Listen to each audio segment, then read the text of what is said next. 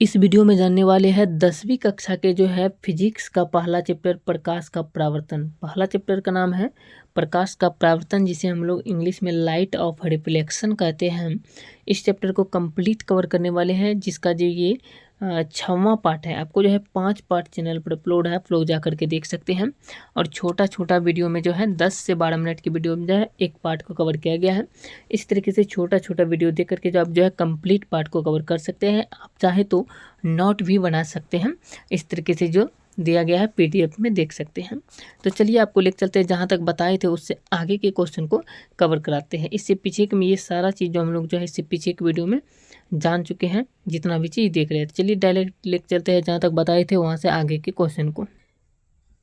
इससे पीछे के वीडियो में हम लोग यहाँ तक को कवर कर चुके थे, और इससे आगे के क्वेश्चन जो है अब आ जाता है उत्तल और अवतल दर्पण के उपयोग। उत्तल और अवतल दर्पण के उपयोग हर साल एक क्वेश्चन इनमें से किसी न किसी का पूछा जाता है। या तो पूछ देता है उत्तल दर्पण के 3 उपयोग लिखे या 2 उपयोग लिखे, या अवतल दर्पण के 2 या 3 उपयोग लिखे, ये पूछ देते हैं।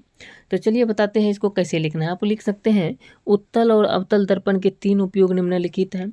उत्तल दर्पण के उपयोग बात करें तो उत्तल दर्पण का पहला उपयोग हम लोग लिख सकते हैं वाहन के पीछे देखने वाले दर्पण के रूप में। गाड़ी जो होता है उसके पीछे इस तरीके से जो आईना लगा रहता है, जो पीछे जिससे हम लोग देखते हैं, इस आईना से जो लगा रहता है, और इसी दर्पण को जो हम लोग जो है ये जो उत्तल दर्पण के उपयोग में लाते हैं। यहाँ से जो हम लोग पीछे देखते हैं जिस दर्पण से। दूसरा आ जाता है बाजार और गलियों में लगे स्ट्रीट लाइट में। आप लोग देखे होंगे बाजार सब में गली सब जो होता है वहाँ पे इस तरीके से नीचे से बहुत बड़ा पिलर जैसा खड़ा रहता है, और ऊपर में इस तरीके से लाइट जैसा लगा रहता है चारों तरफ, इस तरीके से जो है इसी को कहा जाता है स्ट्रीट लाइट। इसमें जो है उत्तल दर्पण का ही उपयोग किया जाता है। तीसरा है कुछ माइक्रोस्कोप में, माइक्रोस्कोप जो होता है सूक्ष्मदर्शी जिसको कहते हैं, उसमें भी जो है उत्तल दर्पण का उपयोग किया जाता है। अब समझते हैं अवतल दर्पण का उपयोग किस में किया जाता है। तो अवतल दर्पण का उपयोग बात करते हैं, यहाँ पर देख सकते हैं अवतल दर्पण के उपयोग में आ जाएगा हजामती दर्पण के रूप में किया जाता है। जो हजामती मतलब जो नाई सब जो होता है, बाल दाढ़ी सब जो बनाता है उसमें हो गया अवतल दर्पण का उपयोग।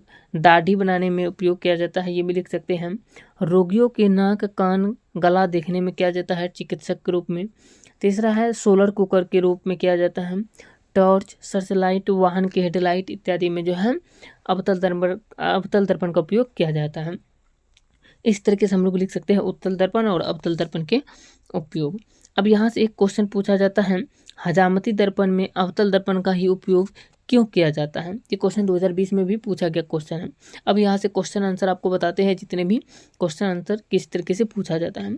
हजामती दर्पण के रूप में अवतल दर्पण का ही उपयोग करते हैं हम लोग, क्यों किया जाता है ये पूछा जाता है। तो लिख सकते हैं जब अवतल दर्पण के सामने वस्तु को निकट रखा जाता है तो इसका प्रतिबिंब बड़ा, सीधा और काल्पनिक बनता है, और मुख्य रूप से बड़ा प्रतिबिंब बनने के कारण ही हजामती दर्पण के रूप में अवतल दर्पण का उपयोग किया जाता है।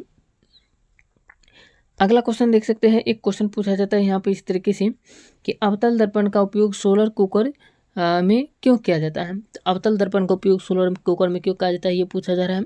तो लिख सकते हैं अवतल दर्पण का उपयोग सोलर कुकर में सूर्य के प्रकाश को केंद्रित करने के लिए किया जाता है, और यह दर्पण सूर्य की रोशनी को एक ही बिंदु पर केंद्रित करके उच्च तापमान उत्पन्न करता है, क्योंकि जब प्रकाश की किरणों को प्रधान अक्ष के समांतर भेजा जाता है तो परावर्तन के बाद वह फोकस पर जो है जमा हो जाती है, जिससे भोजन पक जाता है, और इस गुण के कारण ही अवतल दर्पण का उपयोग सोलर कुकर में किया जाता है। तो इस तरीके से लिख सकते हैं अवतल दर्पण का उपयोग सोलर कुकर में क्यों किया जाता है। आंसर इस तरीके से लिख सकते हैं। अब यहाँ से आगे बात करते हैं, आप आगे भी देख सकते हैं और भी क्वेश्चन है। अब यहाँ से ये भी क्वेश्चन पूछा जाता है गाड़ियों के हेडलाइट में अवतल दर्पण का उपयोग क्यों किया जाता है। तो लिख सकते हैं हम लोग गाड़ियों के हेडलाइट में अवतल दर्पण का उपयोग इसलिए किया जाता है ताकि प्रकाश को दूर तक फैलाया जा सके, और अवतल दर्पण प्रकाश किरणों को एक बिंदु पर केंद्रित करता है, और जब बल्ब को अवतल दर्पण के फोकस पर रखा जाता है तो प्रकाश किरणों समानांतर रूप से निकलती है, जिससे वे प्रकाश दूर तक जाती हैं, क्योंकि जब प्रकाश की किरण को फोकस से भेजा जाता है तो वह प्रधान अक्ष के समानांतर हो जाती है। इस गुण के कारण अवतल दर्पण का उपयोग गाड़ियों के हेडलाइट में किया जाता है। तो इस तरीके से हम लोग जो है लिख सकते हैं गाड़ियों के हेडलाइट में अवतल दर्पण का उपयोग क्यों किया जाता है, इसका आंसर लिख सकते हैं। तो चलिए अगला क्वेश्चन देख सकते हैं। अगला क्वेश्चन यहाँ पे है और आप इसका जो है नोट भी बना सकते हैं कॉपी पर, जो है इस तरीके से जो है वीडियो को रोक करके इस तरीके से आप लोग नोट बना सकते हैं। अगला क्वेश्चन है उत्तल दर्पण का उपयोग स्ट्रीट लाइट के रूप में क्यों किया जाता है। उत्तल दर्पण का जो उपयोग जो है स्ट्रीट लाइट जो होता है गली सब में उसमें क्यों किया जाता है, ये पूछा जा रहा है। तो इसका आंसर लिख सकते हैं सीधा सा सरल भाषा में, उत्तल दर्पण का उपयोग स्ट्रीट लाइट में इसलिए किया जाता है क्योंकि वे प्रकाश को एक विस्तृत क्षेत्र में फैलाने में मदद करते हैं और उत्तल दर्पण की सतह पर पड़ने वाली प्रकाश किरणें परावर्तन के बाद फैल जाती हैं, क्योंकि जब प्रकाश की किरणों को प्रधान अक्ष और उसके समानांतर भेजते हैं तो सभी परावर्तित किरण फोकस से फैलती हुई प्रतीत होती हैं, जिससे सड़क पर जो है अधिक प्रकाश फैल जाता है और इस गुण के कारण ही उत्तल दर्पण का उपयोग स्ट्रीट लाइट के रूप में किया जाता है। तो इस तरीके से इसका आंसर हम लोग लिख सकते हैं बहुत ही सरल भाषा में और इसमें जो है पूरा में पूरा नंबर आपको मिल जाएगा। अगला क्वेश्चन ये भी पूछा जाता है उत्तल दर्पण का उपयोग साइड मिरर के रूप में क्यों किया जाता है, या इसी क्वेश्चन को ऐसे भी पूछते हैं कि हम वाहन में उत्तल दर्पण का पश्च दृश्य दर्पण के रूप में वरीयता क्यों देते हैं। तो इसका आंसर लिख सकते हैं उत्तल दर्पण में बना प्रतिबिंब सीधा एवं छोटा होता है और उत्तल दर्पण का दृष्टि क्षेत्र भी बहुत व्यापक होता है। इससे ड्राइवर को पीछे के एक बड़े क्षेत्र को दिखने में मदद मिलती है, जिससे वे सुरक्षित रूप से वाहन चला सकते हैं। इसलिए उत्तल दर्पण का उपयोग साइड मिरर के रूप में किया जाता है। इस तरीके से हम लोग लिख सकते हैं। आगे बात करते हैं, अगला क्वेश्चन ये भी पूछा जाता है, देख सकते हैं। और क्वेश्चन पूछा जाता है अवतल दर्पण के सामने कागज के टुकड़ों को कहाँ रखा जाए कि वह जलने लगे, यह घटना क्यों होती है, इसका कारण लिखें। तो इसका आंसर हम लोग लिख सकते हैं फोकस पर रखने से, यानी अवतल दर्पण के सामने जो है फोकस पर रखने से कागज जलने लगता है, क्योंकि अवतल दर्पण में प्रधान अक्ष के समानांतर आती प्रकाश की किरणें परावर्तन के बाद एक बिंदु पर जमा हो जाती हैं तथा वह फोकस से गुजरती है, इसलिए कागज जलने लगता है। जैसे ये देख सकते हैं अवतल दर्पण है, इसमें अगर मुख्य अक्ष के समांतर कोई प्रकाश की ये फोकस होता है और यहाँ पे वक्रता केंद्र होता है। यहाँ से जैसे ही प्रकाश की किरण आता है तो ये फोकस से होकर के जाती है, एक बिंदु पर केंद्रित होती है, चाहे इधर से भी जाए तब पर भी फोकस से ही जाता है। तो इसी कारण से जो यहाँ पर ज़्यादा पड़ता है, जिसके कारण कागज जो होता है ये जलने लगता है। अगला क्वेश्चन लिख सकते हैं यहाँ पे हम लोग अवतल दर्पण उत्तल दर्पण एवं समतल दर्पण की पहचान करी जो है, इस तरीके से हम लोग कड़ा की पहचान स्पर्श करके एवं स्पर्श करे बिना स्पर्श किए हुए कैसे करते हैं। तो इसका आंसर हम लोग लिख सकते हैं मेज पर रखे 3 दर्पणों को बारी बारी से स्पर्श करने पर पता चलता है कि जिसका परावर्तक सतह धंसा है वह अवतल दर्पण है और जिसका परावर्तक सतह उभरा है वह उत्तल दर्पण है, जिसका परावर्तक सतह समतल है वह जो है समतल दर्पण होता है। इस तरीके से पहचान कर सकते हैं। और भी पहचानने के तरीके हैं, देख सकते हैं यहाँ पे। और जो हम लोग जो है इसके लिए बारी बारी से दर्पण के सामने वस्तु को लाया जाता है और नीचे नज़दीक और दूर करके जो है प्रतिबिंब का अवलोकन किया जाता है।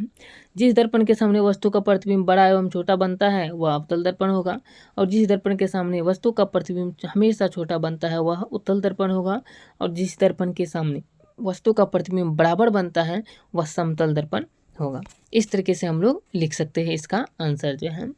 आगे क्वेश्चन पूछा जाता है, देख सकते हैं ये भी क्वेश्चन पूछा जाता है गोलीय दर्पण द्वारा परावर्तन के लिए नई कार्तीय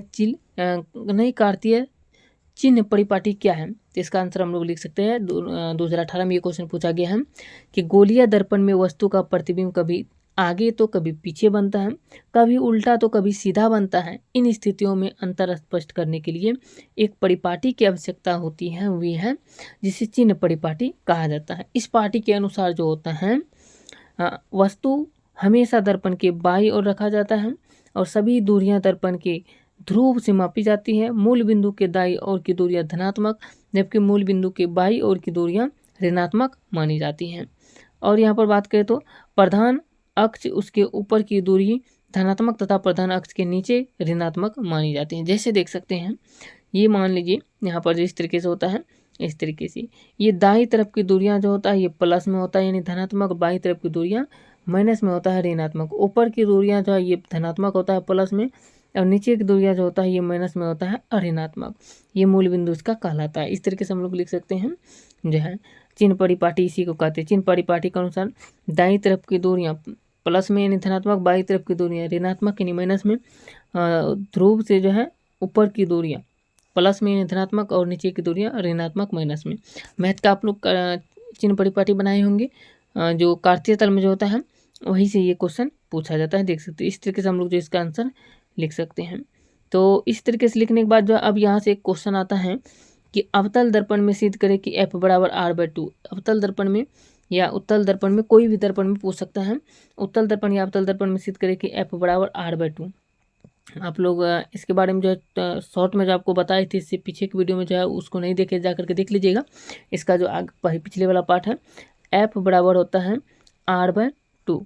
f बराबर r/2 जो होता है इसको हम लोग सिद्ध करने वाले हैं। किस तरीके से ये जो है f बराबर फोकस बराबर वक्रता त्रिज्या, फोकस जो है वक्रता त्रिज्या का आधी होता है, इसको सिद्ध करके दिखाने वाले हैं। इसको जो है किसी नेक्स्ट वीडियो में आपको सिद्ध करके दिखाने वाले हैं कि किस तरीके से होता है।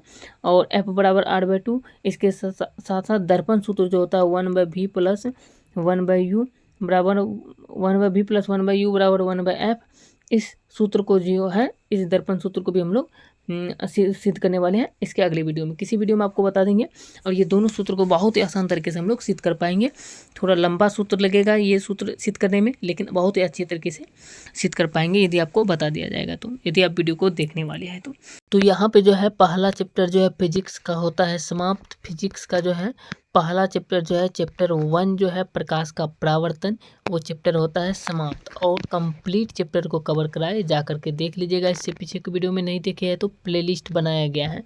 अब इस चैप्टर से जो है 3 क्वेश्चन बच चुका है, 3 क्वेश्चन जो कि सिद्ध करने वाला है। और तीनों क्वेश्चन को नेक्स्ट आगे के वीडियो में जो है 3 वीडियो में तीनों क्वेश्चन को कवर करने वाले हैं। जिसमें कि हम लोग जो है पहला क्वेश्चन जो होता है m बराबर -v/u, m बराबर -v/u, ये आवर्धन सूत्र होता है, आवर्धन सूत्र को सिद्ध करने वाले हैं। और दूसरा जो होता है f बराबर r/2, f बराबर r/2, ये जो है ये सूत्र को सिद्ध करने वाला है। 2 सूत्र हो गया। और तीसरा सूत्र जो होता है दर्पण सूत्र, जिसे कहते हैं हम लोग 1/v बराबर 1/u प्लस 1/v बराबर 1/u, यहाँ पे देख सकते हैं 1/v प्लस 1/u बराबर 1/f, ये दर्पण सूत्र होता है। 1/v बराबर 1/u प्लस 1/f, ये भी है 1/v प्लस 1/u बराबर 1/f, ये सूत्र को सिद्ध करने वाले हैं। ये 3 वीडियो में 3 सूत्र को सिद्ध करने वाले हैं। और छोटा छोटा वीडियो होने वाला है, आप लोग जाकर के जरूर देखिएगा। बहुत ही इंपॉर्टेंट क्वेश्चन होता है ये। और ये अब जो है आपको नेक्स्ट वीडियो में जो है नेक्स्ट टॉपिक, अगला टॉपिक शुरू करने वाले हैं। या तो केमिस्ट्री का शुरू करेंगे या तो फिजिक्स का ही दूसरा चैप्टर शुरू करेंगे, प्रकाश का अपवर्तन। वीडियो अच्छा लगा तो वीडियो को लाइक कीजिए। मिलते हैं नेक्स्ट वीडियो में। जय हिंद।